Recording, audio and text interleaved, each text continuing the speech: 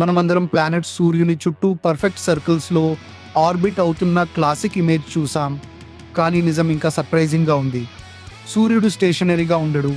అది గ్యాలక్సీలో 2 కిలోమీటర్స్ కంటే ఎక్కువ స్పీడ్తో మొత్తం సోలార్ సిస్టమ్ని తీసుకెళ్తూ ట్రావెల్ చేస్తుంది. అంటే మన ఆర్బిట్స్ ఫిక్స్డ్ సర్కిల్స్ కాదు, కాస్మిక్ డాన్స్ లాంటి స్పైరల్ ట్రాజెక్టరీస్. అది ఎప్పటికీ ఆగదు. పోల్చితే ఎర్త్కి సూర్యుని చుట్టూ 1 సంవత్సరం పడుతుంది, కానీ మొత్తం సోలార్ సిస్టమ్కి గ్యాలక్సీ చుట్టూ ఒక ఆర్బిట్ పూర్తి చేయడానికి 225 మిలియన్ ఇయర్స్ పడుతుంది. సూర్యుడు తన మొత్తం జీవితంలో 20 ఆర్బిట్స్ మాత్రమే చేశాడు. అదే సమయంలో అర్త్పై లైఫ్ ఒక టర్న్లో కనిపించింది. మోడర్న్ హ్యూమన్స్ దాదాపు 3 లక్షల ఇయర్స్ క్రితం ప్రస్తుత ఆర్బిట్ ముగింపులో వచ్చారు. ఈ ప్రయాణంలో మన సమయం క్షణికం. కాబట్టి మీరు ఆకాశం వైపు చూసినప్పుడు గుర్తుంచుకోండి, మనము స్థిరంగా లేము.